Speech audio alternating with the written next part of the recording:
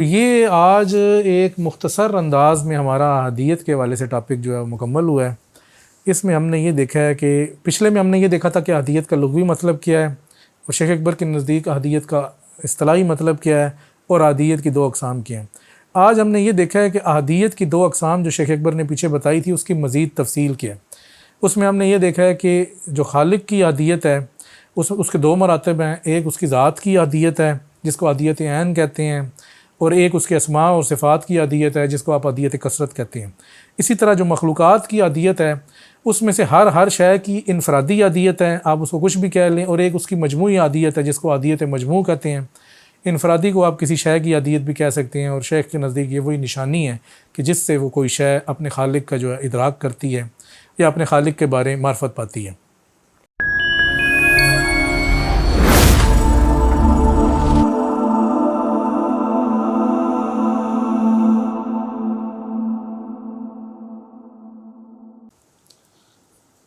بسم اللہ الرحمن الرحیم۔ السلام علیکم۔ ابن العربی فاؤنڈیشن میں خوش آمدید۔ آج آپ حضرات کے سامنے ایک نئی اصطلاح لے کر آئے ہیں۔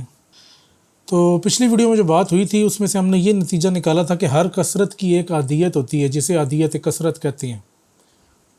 آپ اس کو مخلوق کی احادیت کہہ سکتے ہیں، لہٰذا کائنات میں ہر شے اپنی کثرت میں بھی احادیت رکھتی ہے، ٹھیک ہے۔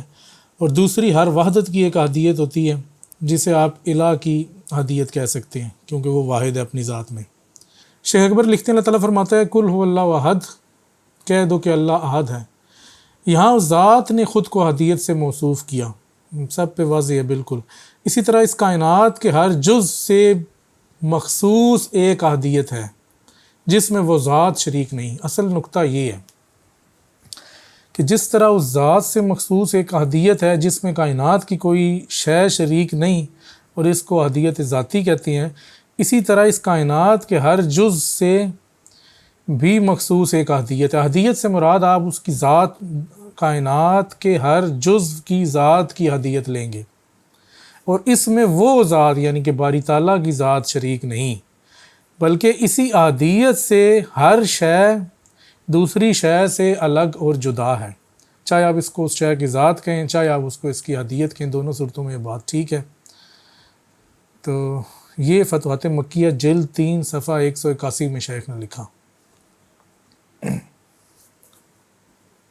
اسی طرح اس نقطے کی مزید تشریح یا قرآن مجید کی آیت کے حوالے سے اسی نقطے کو مزید الیبوریٹ کس طرح سے کیا، تو فرماتے ہیں اپنے رب کی عبادت میں کسی کو شریک نہ ٹھہرائے۔ یہ ہم نے پچھلی دفعہ آیت پڑھی تھی، شیخ یہ آیت لے کے آئے تھے، وَلَا يُشْرِكْ بِعِبَادَةِ رَبِّهِ أَحَدًا، سورہ الکاف کی آیت نمبر 110، یعنی کہ اسے چاہیے کہ اپنے رب کی عبادت میں احد یا کسی کو شریک نہ ٹھہرائے۔ شیخ اکبر فرماتے ہیں یہاں پر احد نکرہ ہے، نکرہ ہے تو اس میں ہر وہ احادیت آ گئی، اس میں ہر چیز کی احادیت آ گئی، اور ایسی کوئی چیز نہیں کہ جس میں احادیت نہ ہو۔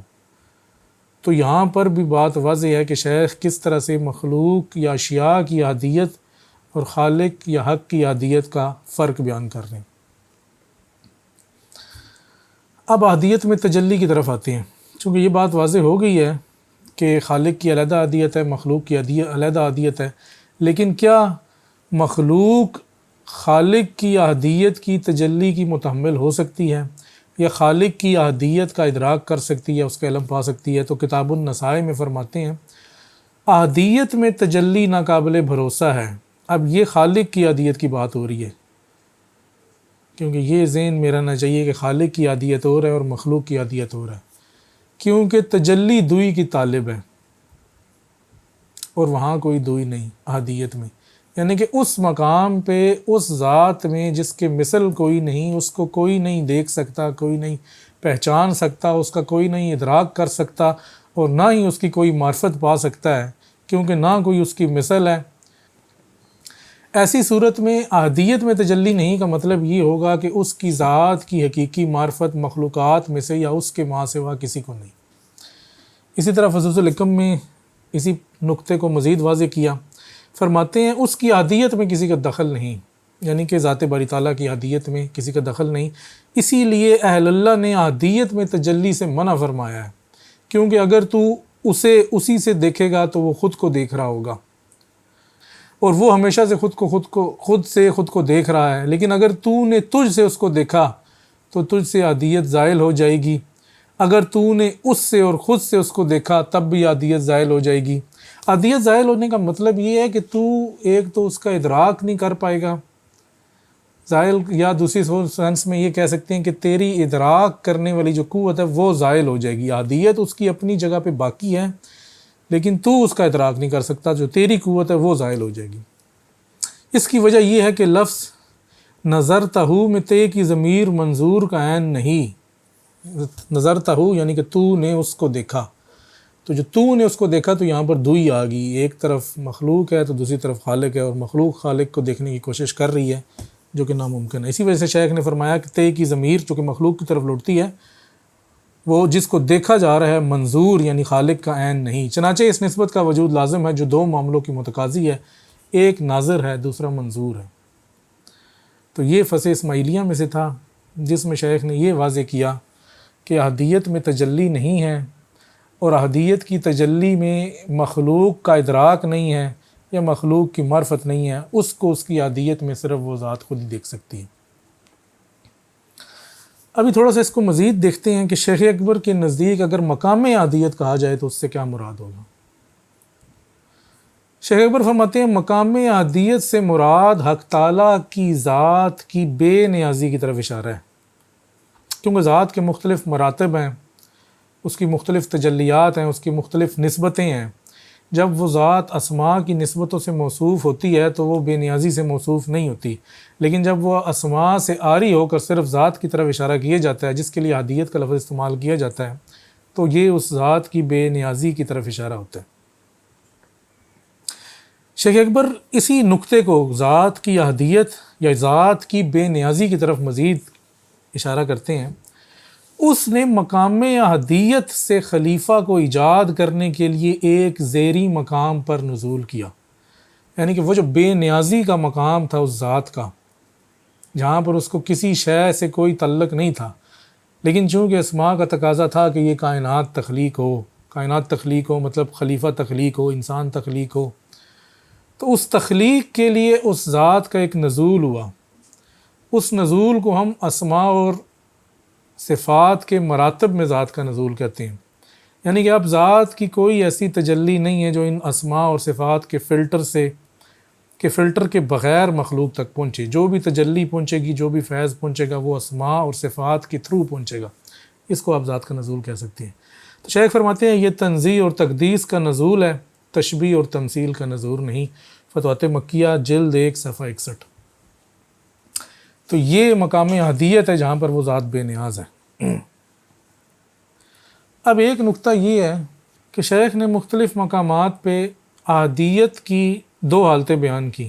ایک وہ حالت بیان کی کہ جس احدیت سے مخلوق کو متصف کیا جاتا ہے، ایک جگہ پر اس طرح سے بیان ہے، دوسری جگہ پر اس طرح سے بیان کیا کہ وہ حالت کہ جس سے مخلوق کو متصف یا موصوف نہیں کیا جاتا۔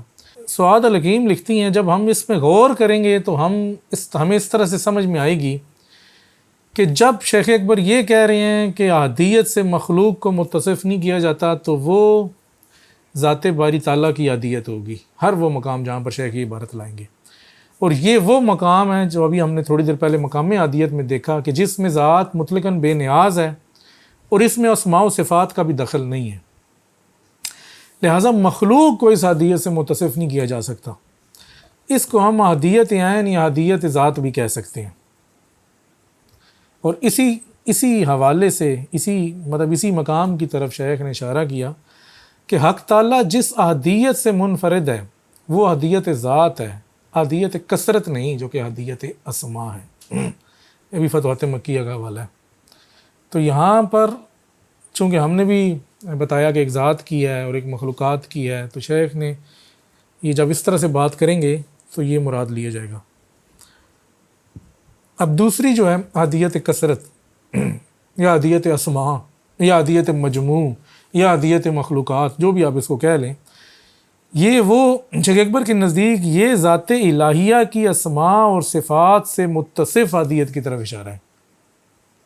ایک وہ احدیت تھی جو صرف ذات کی طرف تھی، اس میں کوئی اسماء و صفات کا دخل نہیں ہے، نہ وہ مخلوق سے جڑتی ہے، لیکن وہی ذات جب ایک نزول کرتی ہے، تنزل کرتی ہے اور اسماء اور صفات کو ساتھ لے کے مخلوق سے ایک تعلق استوار کرتی ہے، تو اس کو پھر شیخ اکبر احدیت الوہیت کہتے ہیں، احدیت الہیہ کہتے ہیں، احدیت مجموع کہتے ہیں، احدیت اسماء کہتے ہیں، اس کے مختلف نام ہیں۔ تو شیخ اکبر فرماتے ہیں فتوحات مکیہ جلد 3 ہیں، صفحہ نمبر 465 میں، جان لے کہ اللہ تعالیٰ اپنی ذات کی حیثیت سے احدیت ذات اور اسماء کی حیثیت سے احدیت کثرت سے متصف ہے، اور ان دونوں پر اسم احد کا اطلاق ہوتا ہے۔ اب یہ دیکھیں نا کہ ذات کی احدیت علیحدہ ہوگی، اسماء صفات کی علیحدہ ہوگی، مخلوقات کی علیحدہ ہوگی۔ تو یہ احدیت شیخ اکبر کے نزدیک ایسا وسیع وصف ہے کہ اس کا اطلاق ہر ایک پر ہوتا ہے، لیکن اسی کی مناسبت سے ہوتا ہے کہ جس چیز پر اس کا اطلاق کیا جا رہا۔ اسی طرح فصوص الحکم میں بھی دوبارہ اسی نقطے کے بارے میں جو آپ کا قول، اسماء الہیہ کی طرف سے اللہ کی وہ احدیت جو ہماری طلب میں ہے اسے ہم احدیت کثرت کہتے ہیں، چونکہ یہ احدیت وحدت نہیں ہے، یہ احدیت کثرت ہے، اسماء جو آگے، اور ہم سے اور اسماء سے بے پرواہ احدیت الہی کو احدیت عین کہتے ہیں۔ مطلب یہ دیکھیں شیخ نے کس طرح سے اتنا واضح کر کے نقطہ بیان کیا کہ ہم سے بھی بے پرواہ ہے اور اسماء سے بھی بے پرواہ ہے، صرف اسم اللہ الجامع کی ادھر تک رسائی ہے، اس کو ہم ذات کی یا عین کی احدیت کہہ سکتے ہیں۔ اچھا، اب ہم آتے ہیں احدیت مخلوق کے اوپر۔ سب سے پہلے ہم نے احدیت عین، احدیت ذات بیان کی ہے، اس کے بعد ہم نے احدیت اسماء، احدیت صفات بیان کی ہے، اب ہم احدیت مخلوقات یا احدیت مخلوق بیان کرتے ہیں۔ شیخ اکبر فرماتے ہیں اس قول کو لے کے کہ ہر شے میں اس کی ایک نشانی ہے، یہ کسی شاعر کا ایک قول ہے جو اس بات پر دلالت کرتی ہے کہ وہ واحد ہے۔ تو شیخ فرماتے ہیں کہ ہر چیز کی ایک احدیت ہے، اور یہ لازم ہے کہ وہ اپنی اسی احدیت سے اپنے خالق کی احدیت کو پہچانے۔ یہ اللہ کی وہی نشانی ہے جو ہر چیز میں ہے اور اس کی احدیت پر دلالت کرتی ہے، اور کسی بھی چیز میں 2 احدیتیں نہیں ہو سکتی۔ اب اس کو اس کی ذات کہہ لیں کہ ہر چیز کی ایک ذات ہے، اس کو اس کی حقیقت کہہ لیں کہ ہر چیز کی ایک حقیقت ہے، اس حقیقت سے وہ دوسری اشیاء سے متمیز ہے، اسی حقیقت سے خالق اور مخلوق کا فرق ہے، اس کو ہم اس ذات، اس شے کی ذات کہہ لیں، حقیقت کہہ لیں، احدیت کہہ لیں۔ یہ تقریباً شیخ کے نزدیک مترادف الفاظ ہی ہیں۔ تو اب یہ تیسرا درجہ جو آ گیا یہ احدیت مخلوق آ گیا، اور مخلوق میں بھی احدیت مخلوقات ہی آ گیا کہ تمام مخلوقات اس میں آ گئی۔ پھر اسی کو مزید واضح کرتے ہوئے فرماتے ہیں کہ احدیت ہر موجود میں جاری و ساری ہے، اگر یہ موجود میں جاری و ساری نہ ہوتی تو ہم کبھی احدیت حق نہ جان سکتے۔ ہر ایک اس احدیت سے خود سے جانتا ہے، اور اس کی ذات کی احدیت کی طرف رہنمائی بھی یہی احدیت کرتی ہے۔